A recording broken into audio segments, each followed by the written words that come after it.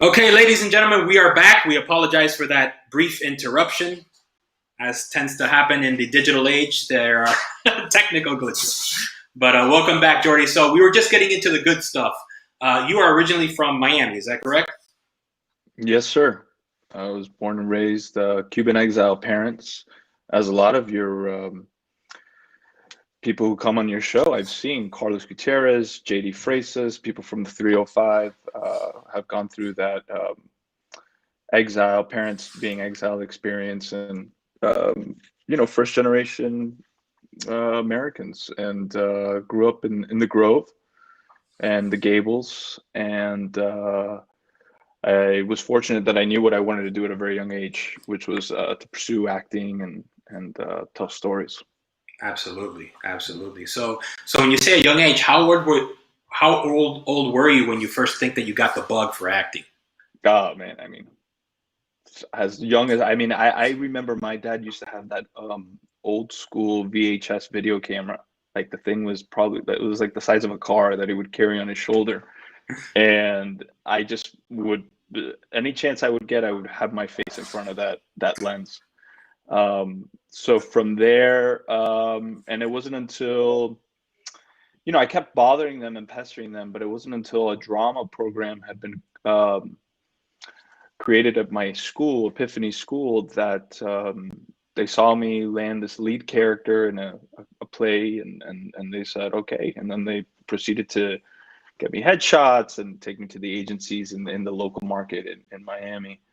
Um, and then I studied, I studied at the Coconut Grove Children's Theater. I did acting there. I studied with, the superstar casting director Lori Wyman and her Mm, sister Marjorie Morhaime. Marjorie, Marjorie is and was my biggest asset in Miami at the time. She took me under her wing, Lori's sister, and actually became my manager. I was her only client, and she introduced me to everybody in Miami at the young age of 12. oh wow. And I remember taking my first trip out to Los Angeles when I was that age and having to perform a monologue in front of, these big agencies for people like Bonnie Lightke or the Don Buchwald agency. And yeah, that's when I started earning my stripes in the business professionally. Right, right, right. What would you say was your first sort of big break, your entree into the world of acting on television or film? Um, Well, I did a movie when I was in Florida um, called The Last Home Run. It was shot Hmm. in Lake Worth. It was right before was it? I think I was going into eighth grade. And that was like my first major, kind of thing as a kid. And then high school was a weird uh, stage because you're going through puberty. I wasn't living in LA. I was in Miami. I was sending tapes. I was sending VHS tapes to Los Angeles for what is now digital. Back then, we sent hardware. We sent actual VHS tapes, and to get considered for roles. And I think when I was 18, I actually decided to not take the scholarship to University of Miami. I was going to stay in Miami for a year. I thought my parents thought I would settle in Hmm. before going away, but I actually just moved to Los Angeles. I moved there when I was 18 Oh, wow. and had a little bit of family here that I didn't really know too well. Got to know them, and then um, 10 months later, I got a gig on a a daytime show called The Guiding Light, and Right. that was my first. I was 19. Um, for whatever reason, soaps have always been really good to me. I started testing for soaps when I was like 16, 17. And yeah, they just really, I guess, it's funny. There's this saying that you don't tell the industry where you want to go. The industry puts you where they think you should go. Hmm. And there are times when I'm fighting against that, and there's times when I just accept it, and I'm just like, all right, I'm going to enjoy this ride. So soaps have been great for me. They've allowed me to create a career in daytime and provide for my family, which in before even joining you today on this conversation, I was thinking about like, man, I feel very fortunate, very grateful that in the midst of this pandemic and in my career that I'm working, as an actor. I'm able to go and do what I love. Right. Yeah, and absolutely. And you mentioned earlier on that one of the first shows in LA that looks like it's going to go back into production now. Probably because of the way that they're able to contain a set, I would imagine, as opposed to when you're doing a bigger feature or television series that's on location, and it's a lot harder to kind of manage that type of production, and obviously in the situation that we're in, right? I mean, we are in production. We've been in production. Right. We've been shooting for the last 2 weeks, Wow. which comes with its own challenges. We get tested twice a week. The protocols are strict, but they're nothing that people who want to work won't do, so they can Right. work. Right. And we feel very safe. And the work environment has gotten better and more comfortable as we've progressed throughout the time. I work tomorrow, and things are constantly changing. We're adapting as well.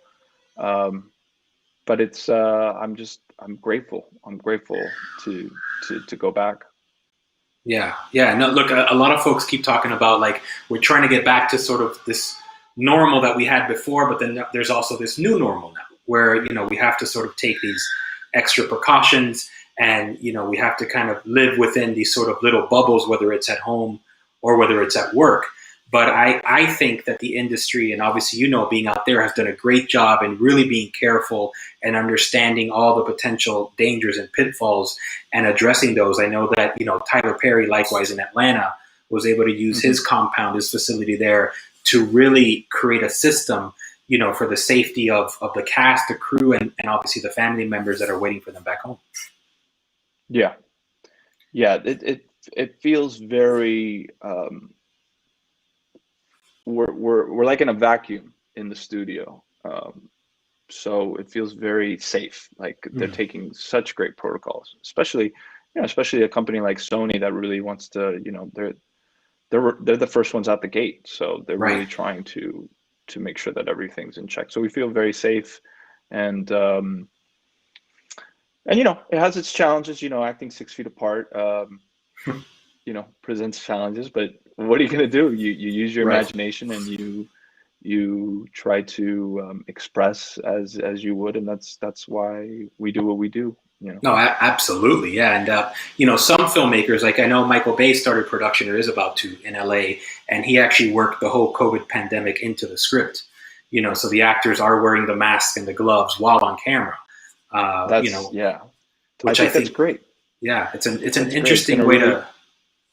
Yeah, it's going to reflect what this time is. What I remember when this first took place, and my wife and I, we had the coronavirus right before shelter in place happened in LA. So we were kind of fortunate in a way that we weren't outside spreading it or anything like that. We were quarantined right when it happened. And I remember her telling me, she's like, "We should watch Contagion." I was like, "Really? You want to watch?" And she doesn't like horror movies, but I was like, "You want to watch this?" And literally sitting and watching it, it was so kind of predicted everything, in a sense, what we're going through. Not as violent or as aggressive as that was, but 5 minutes into it, I was like, not watching this. Can't sit through this. It's too real right now. Right. It's the wound has to heal. We have to heal, and I don't know how long it's going to take for this wound to heal. So I am not watching that movie. Right. So yeah, hopefully, I hope Michael is able to do something that's going to be really true to what this is, and who knows? The story's still unraveling itself. Yeah, no, absolutely. And like I said, that we're still a ways off from a potential vaccine. Hopefully there is one soon. I think that's the one silver bullet that everyone's looking at right now in order to get, away from the new normal and back to the normal that we knew, back at the beginning of the year. Right. So, what's that even going to look like? What's that going to feel like? How's it going to feel like to shake? Are we going to shake hands? Or are we going to do with the Japanese culture? Are we going to bow to each other? Like, what's it going to be like? It's going to be crazy. And, obviously knowing where we're from, the Latin culture in Miami, that's so, hands-on. And hugs and 2 kisses on the cheek for everyone. Yeah. And for me, it's like that for me. Cause like, even when I'm at work, I'm very physical. I use a lot of physicality, especially if I'm in an amorous, relationship with my love interest. Like and it's so it presents its challenges, and we'll see. I supposedly have the antibodies. I have the antibodies. I've tested for them. Wow. But I think nobody even knows what that means.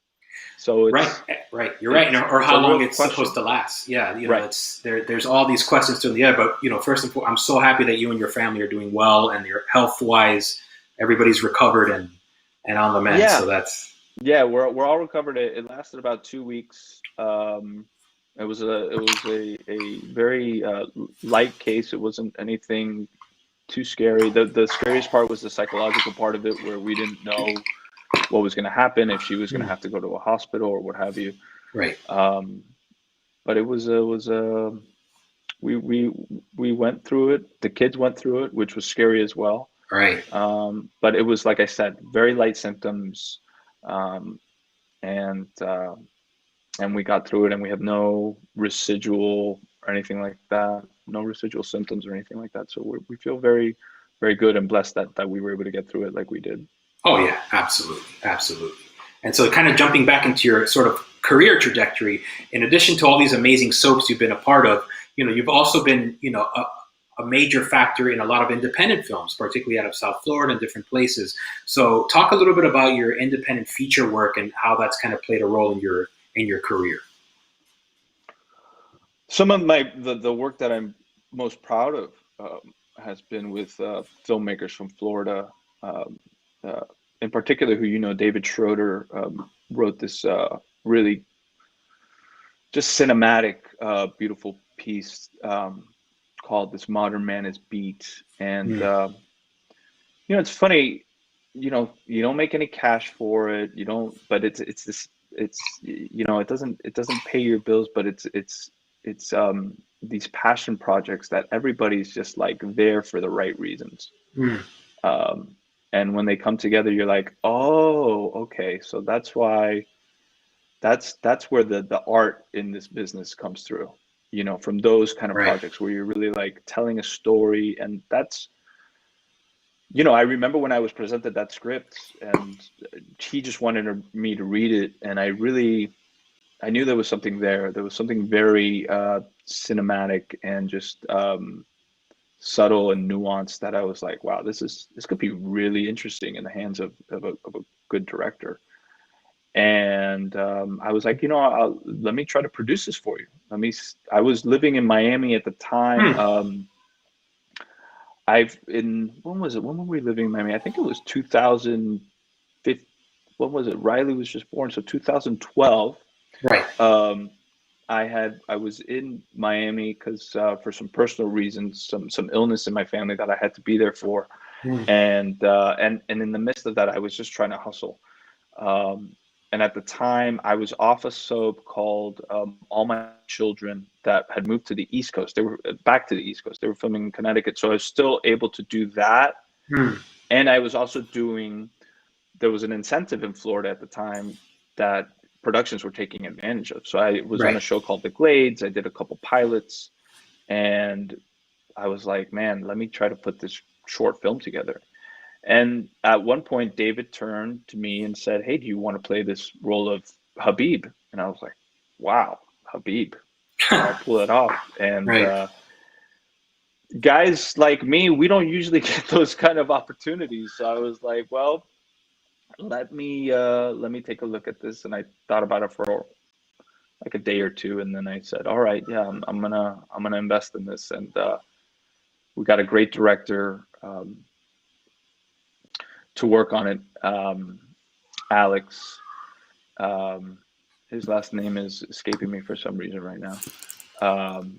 But Alex came on and did a wonderful job, and we got some great musical talent too. And to Schroeder's credit, to David Schroeder's credit, he was able to bring, he just pulled these rabbits out of hats. He pulled a guy from I think he got the guy who was the celloist, or the cellist, I should say, from Foxcatcher.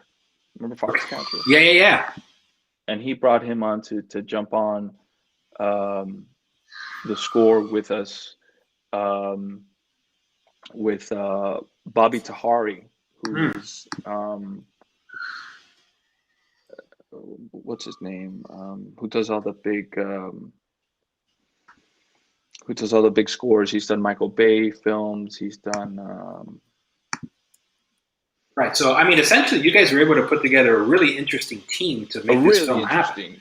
Yeah, and doing it, as an independent film out of South Florida, while, like you said, you're commuting back and forth to do this soap opera in Connecticut, right? While your family is in Miami, and putting together this independent film, which did very well, right, on the festival circuit. You guys won some awards. And your performance was, and I saw the film, it was brilliant, and just such a nuanced performance, something that, you don't really see the twist coming, how it happens. It's just, like you said, just so cinematic on so many levels, packed into that film that, it makes me wonder, like, you as a producer and as an artist, are you pursuing similar projects now? I mean, yeah, I have friends in the business. My job right now, my gig is the closest thing to a 9 to 5 that an actor gets. Right. The daytime we do six to 7 shows a week. I'm usually I usually do 2 to 3 shows a week. So it's prepping these scripts. I have one here. There you go. That's a teaser. Pages and pages of just right. Lots of dialogue, and you never want.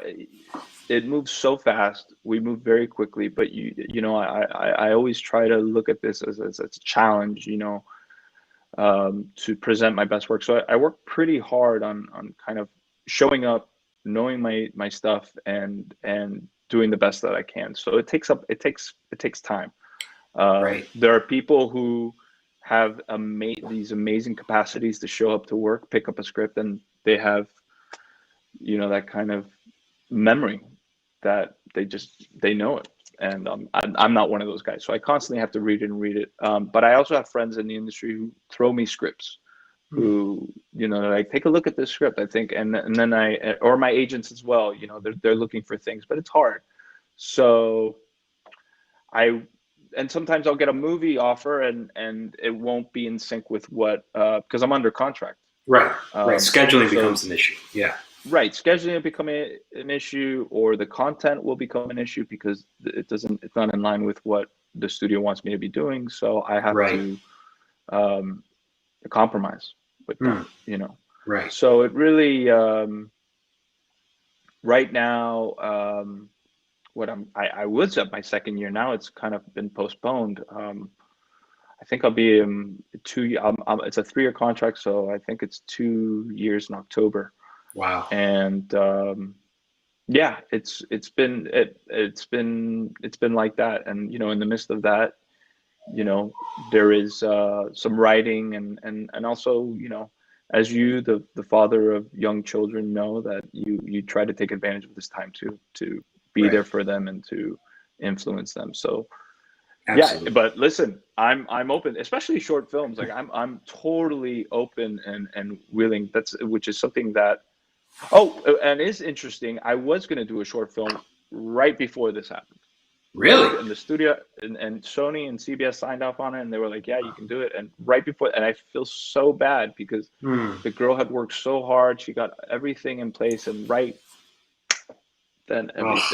everything got taken away. Yeah, and it's just crazy how literally overnight our entire industry, obviously the world changed, not just our industry, but we had a feature film, an indie film, Marcus, that was world premiering at the Miami Film Festival, and to see it, the entire festival just shut down halfway through because we were very lucky. We were the opening weekend, right, at the Tower Theater, and I remember Wow. being at a cocktail party on the Wednesday in the middle of the festival with the director Jay LaPlante, and we were chatting, and we had just learned that South by Southwest had gotten canceled. And we were like, man, at least we're going to get through this one. And he felt very happy and proud that his filmmakers were able to show the festival. And literally the next day, the college called and said, Oh, you have to shut everything down. People were in the middle of screenings, and they had to shut it down. And just all these filmmakers from, as you know, the International Film Festival for Miami is a big deal. And a lot of folks a come big from Latin deal. America and Europe Yeah. and LA, New York. It became all of a sudden, how do we safely now just get all these people back home halfway through the festival? Yeah. So it's just it's been crazy, and but then you kind of see What was the name of that film? the one that we did, Yeah. Marcus. Marcus, that's right. I'd seen you Yes, guys done a bunch of publicity for that and stuff. yeah, we Yeah. it was based on a short And it was film a feature. also. It was a feature Yeah, length. It was a feature length film. it was a feature. It was a short first, so we shot the short in 2017, and then we went on a big festival run in 18. The last festival was the Miami Film Festival. We did a Seed and Spark campaign and started to shoot the feature 2 months after the Miami Film Festival last year, and then world premiered it at the Miami Film Festival this year. So it was a quick turnaround on that one. Jeez. Yeah, yeah. So it's obviously the film is still there. I mean, we're very lucky. Another interesting thing now is, I think we mentioned earlier, the industry is starved for content because so many folks are home and just binging so much in terms of film and television right now, Yeah. that the fact that we feel very lucky that we have a completed film now in the Yeah. can, so to speak. It's true. And so now the idea is, because we had spoken to sales agents and like, well, you have a 50-50 chance of actually getting a theatrical distribution in the fall. And this was back in January, February, which we were very excited about. But now it's like, what do? You can't hold out for a theater run, a theatrical run now, because you don't know when that's coming back or how. No. Some genre movies have made a good run doing, the drive-in circuit, which has come back, very strong. I love that. So and the drive-in is where at the Marlins Stadium? Yeah, in Miami we have a couple now. There's not the Marlins; it's the now it's called the Hard Rock Stadium where the Dolphins play. Okay. Yeah, and Right. it's really cool because they built these sort of what they call pods outside. So they have these beautiful LCD screens both outside and inside the stadium. So inside they let cars drive into the field, and you can actually do a tailgate while watching the movie. Oh, that's fun. Which is cool. That's great. Yeah. It's a lot of fun. They don't show any first run stuff, but I think they showed the last Wonder Woman movie, and then they showed Trolls. But it's a family outing. Oh, I gotta do that. I gotta. Do Yeah. that. I'm sure there's stuff like I know there's stuff like that exists in LA. We just we've been so used to being homebodies recently that it takes a lot for us to go out. Yeah. No. Absolutely. But yeah, it's become sort of a phenomenon by necessity. Literally across the country, to the point that they said specifically genre horror movies are actually been able to have full-on theatrical releases in the 500 or 600 drive-in screens that have popped up across the country. That's great. Yeah, it's That's great. great. So it's interesting. It's like something that our parents or grandparents did in the 50s and 60s. Yeah. Go to the drive-in. Now it's like a thing. Exactly. Well, that may necessity is the mother of invention. So hopefully these this is what maybe AMC or these big companies, they start investing in, like, hey, let's look at drive-ins, let's make drive-ins cool. Absolutely. And then you have issues like I mentioned at the intro, a company like Disney who decided to drop Mulan on Disney Plus for $30 a pop. $30 premium. I think I paid for that with Trolls, but that wasn't $30. That was like Right. $20. Correct. Yeah, that seemed to have been the going rate. But again, what's interesting about that is you have to be a Disney Plus subscriber, so you can't just go to Amazon or your cable box and order it. It has to be through Disney Plus, which is it's a gamble. I don't agree with it personally. I think once you've subscribed into the streaming world, then you kind of have to play by its rules. So, I had Right. referenced before, like, The Irishman costs $180 million on Netflix. And if I went to Netflix and had to pay an extra $20 to watch The Irishman, I would Yeah, probably cancel my Netflix subscription. it's true. It's true. So it's definitely a gamble, but I think it shows how the combination of this unfortunate situation with COVID and the rise of technology and the streaming platforms has completely turned the entire industry almost on its head, right? Yeah. Yeah, and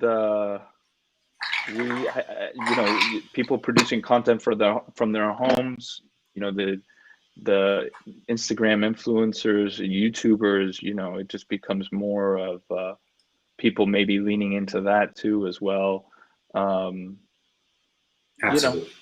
I really, it's a hard thing to do, especially now, but to lean into kind of new formats, trying to be creative from your own home. It's there. You just have to. It takes a little more work. The actor becomes more of wearing all the hats instead of just Mm, showing up and with a script and really doing that part of the story. So it's definitely there, though. I've had some young actors during this time, which is a challenging time, come up to me and say, "What should I do? What is this?" And I'm just like, get your iPhone and start producing content from your house. Just mm, start doing it, and you don't. And it's interesting too because you don't necessarily even have to show it. It could be your own private stash, and then finally, when you feel like you're ready or you have something that you're proud of, then show it to somebody, because that's the thing. Like, a lot of people are like, because once it's out there, it's out there. There's no going back. right. So you have to accept that on a level. Yeah. And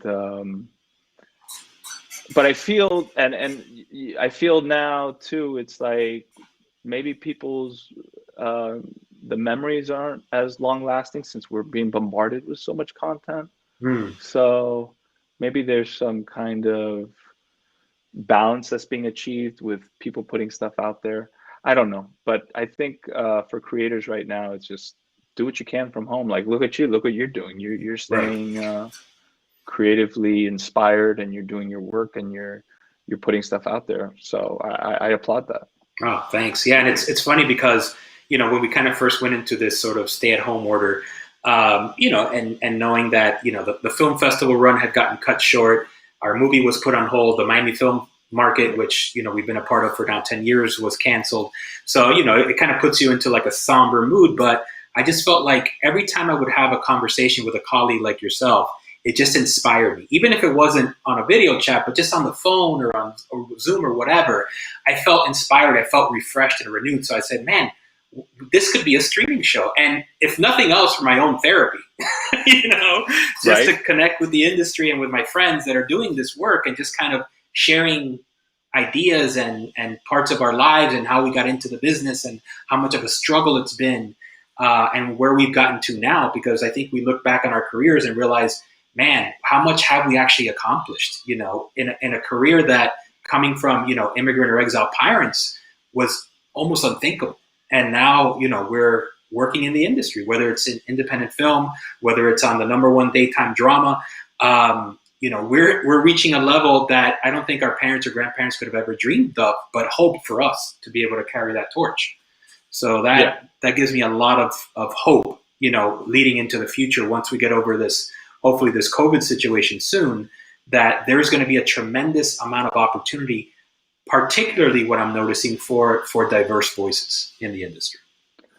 Yeah, and that's the agenda. Hollywood's really pushing for that agenda as well. They're really taking that, which, hey, I'm grateful for. Hmm. Um, but ultimately, if we're getting this opportunity right now, we really, I believe we have to really dig in and tell great stories, and really, um, show up. Right. I don't want this to just be a handout. I want us to really show up and use our what's true to us, because we do have that. We have, whether it's Cuban or South American African, what have you. You show that, but we are still part of this culture too. So it's about integrating all that and reflecting, hey, this is what's going on. I just saw Black is King um, over the weekend. My buddy represents one of the directors on that. Not the director, not Beyonce, but Right. one of the directors. And what a visual explosion. And my kids were running around, they were watching, they're like, what is this? And I Wow. was like reminded of some of the cool cinema that, whether it's Kubrick or some of those very visionary filmmakers that you're just like, I've never seen anything like this before. And for my kids, for it to be on Disney Plus, which is basically their app for their content, Right. that's really cool. It's really cool. So Yeah. I actually tip my hat to Disney and Yeah. putting that out there. No, they definitely, they once they kind of get a feel for this whole new world, they're definitely going to become leaders once again, because that's just kind of their nature.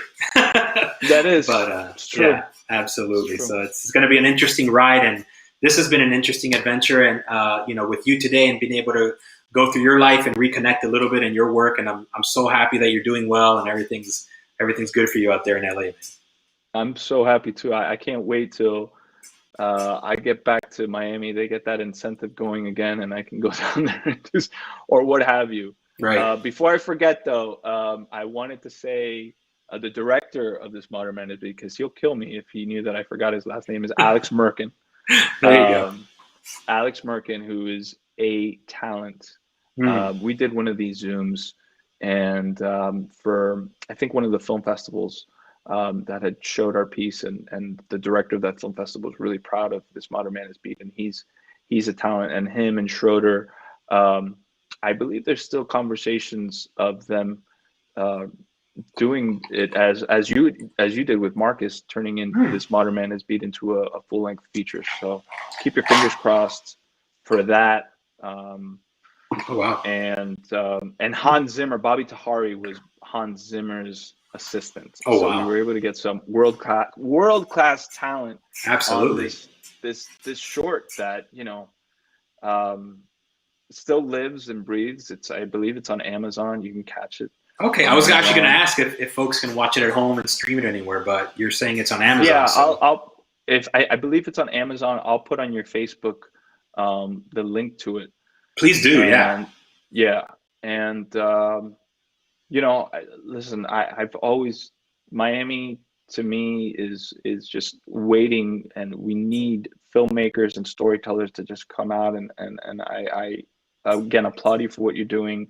I love the film market that you've created down there. I love being a part of it. I hope to come back and be to serve that and be some kind of use to young actors or artists down there who want to be inspired and don't know what to do right now. I hope they can get some inspiration from this, and they can reach out on social if they ever have any questions.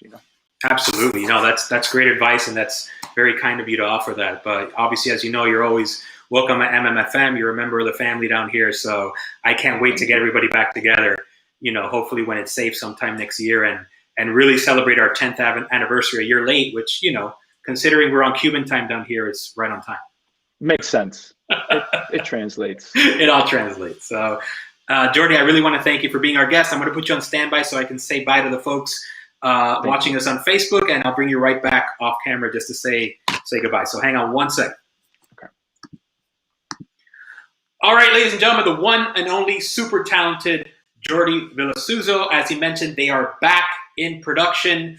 Young and the Restless, a #1 daytime drama. So you'll be able to catch new episodes of that. We love having Jordi on this show and around the conference at all times. And at the same token, we love having you guys always tune in, watch, and listen to our show. Please leave us comments, questions. We'll try to get them answered. As soon as Jordi gets us that link for his short film, we will share it. We hope you can all watch it. It really, really is a really cool film. So on behalf of the Miami Media and Film Market, Kamacol, I am your host, J.L. Martinez. And as I always say,